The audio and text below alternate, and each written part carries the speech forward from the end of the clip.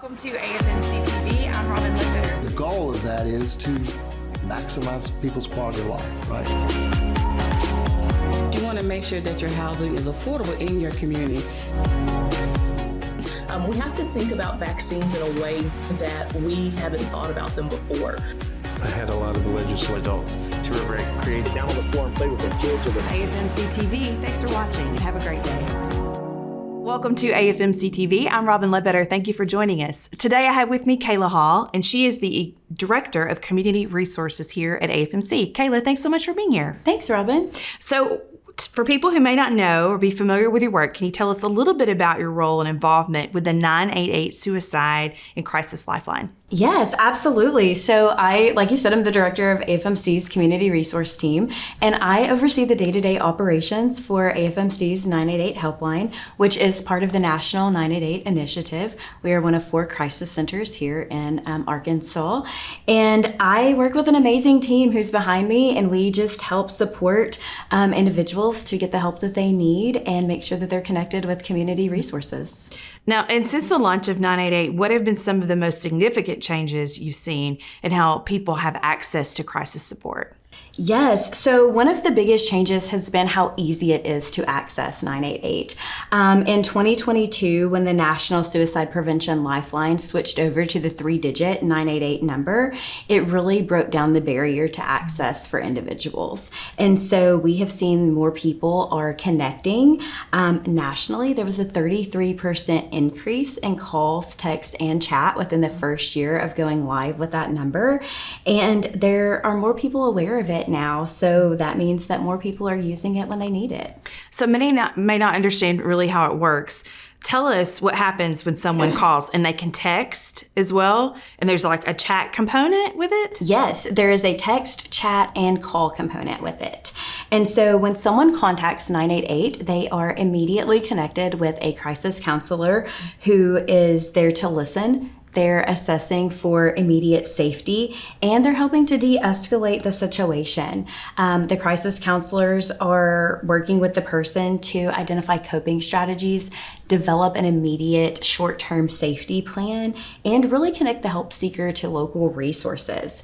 There are instances where there's high risk of harm, so when those instances occur, the counselor can coordinate with mobile crisis teams or emergency services, but really the focus is to just help the help seeker by providing that compassionate and immediate care that they need in the most least invasive way possible.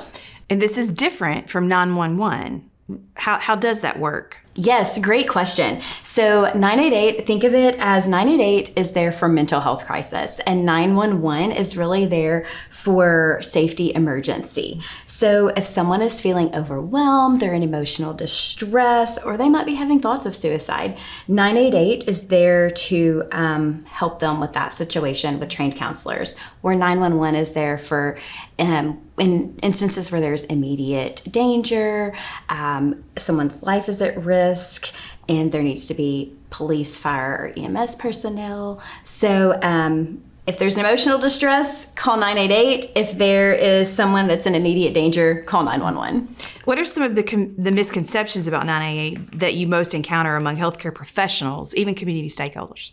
I think one of the biggest misconceptions is people think that 988 is only for those who are actively suicidal, and that is not the case. 988 is there for anyone who is experiencing any level of distress, whether that be anxiety, substance use, or they're just feeling overwhelmed and needing someone to talk to. So that is, I would say, probably the biggest misconception that I've encountered while overseeing our 988 helpline. Why is it important for healthcare providers, health systems, even community organizations to understand and promote 988? Yes, so it's very important for them to promote and understand 988 because by promoting it and understanding it, it allows an immediate way for individuals to access mental health support. And so when providers and community partners are familiar with 988, they can confidently guide patients and clients to the right level of care. and it helps reduce unnecessary ER visits and law enforcement involvement. So from my perspective, with overseeing the 988 helpline, it really breaks down to 988 helps strengthen the entire system.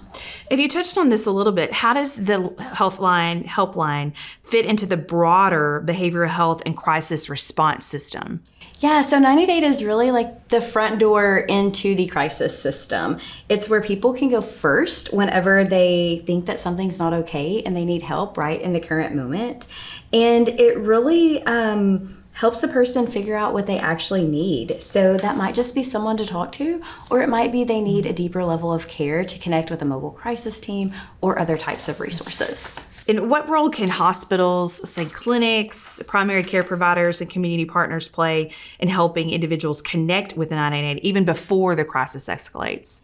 Yeah, I think this really starts with just everyday conversation. So healthcare providers and community partners often experience individuals and they're able to notice when something's first wrong, even before it escalates. So by just mentioning 988 and providing it as a resource, that can go a long way with helping someone feel supported.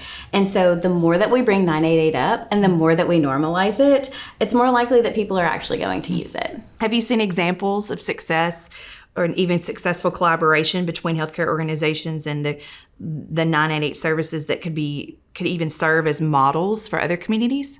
Yes, I think one of the most effective strategies is when hospitals, EMS, and clinics can incorporate 988 into their discharge planning process. So making sure that people leave knowing that it's available, but also knowing how to use it.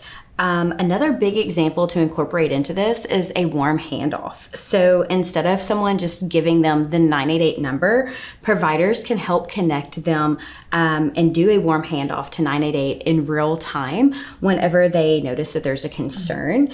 And this level of support can really help individuals follow through with the care that they need. So when we see communities do this best, it's the ones that don't treat 988 as something different. It's the communities that are incorporating this into their care teams, into their care plans.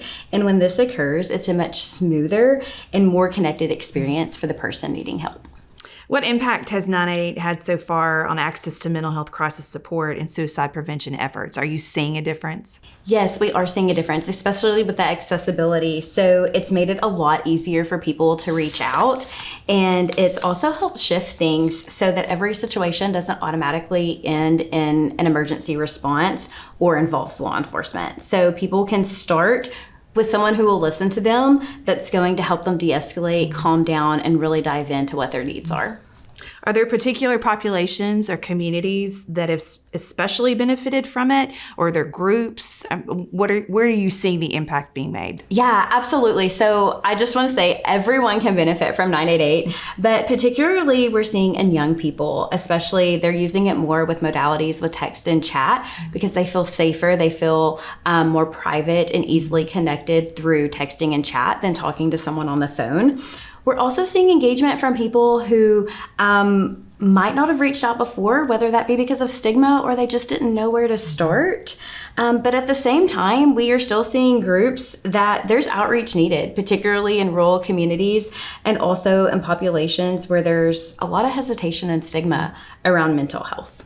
And there are some challenges. Tell us about those, and what are some of the things you're seeing in building awareness and ensuring people feel comfortable even using it? Yeah, absolutely. So biggest challenge is awareness. There are still many people that don't know what 988 is. And if they do know what 988 is or they've heard of it, they fully don't understand it. So we're also seeing a trust piece. People think that if they call in, they're automatically going to dispatch police and the police are going to be involved and they lose control of the situation.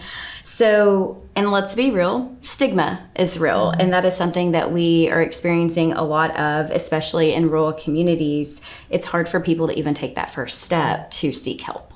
So as you look into the future, what opportunities do you see for strengthening the crisis care continuum around 988? There are many opportunities to strengthen the crisis continuum around 988. There's been great work that's already being done, but I think there is a lot of room to help strengthening the partnerships, working together, especially with healthcare providers, emergency response personnel, and community organizations, so that 988 feels like a natural part of the system and it's not something separate. Just continuing to spread the awareness and talk about 988. I know I've said it, but the more we talk about it, the more normal that it becomes, and people are more likely to reach out. So how does 988 support youth, veterans, and even rural populations? Yes, so 988 can support anyone, but particularly with youth. Text and chat has been huge. That's how young people communicate.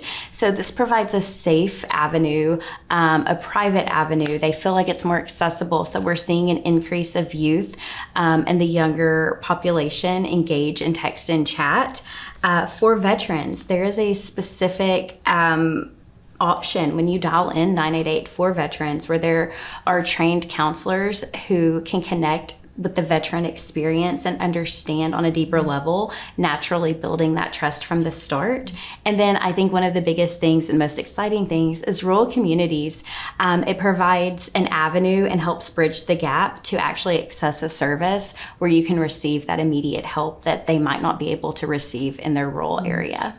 So before we go, what advice would you give organizations who want to increase that awareness of 988 in their communities? My biggest advice is to talk about it. I can't say that enough. To talk about it, talk about it, talk about it. So when organizations make 988 a part of their communication and the way that they talk to people, incorporate it into their processes, it really helps break down that stigma. It makes it normal for everyone to understand that anyone, anywhere can experience a mental health crisis. They can be in emotional distress, but there is a resource. And by making that resource available, approachable, understandable, and to understand that it's easy to use is what it's about at the end of the day. So my biggest advice is to just make sure people know about 988, but also that they feel comfortable using it. Well, Kaila, thank you so much for being here today and talking about 988. Such important information. Thank you, Robin. And that's it for this episode of AFMC TV. Have a great day, and thanks for watching.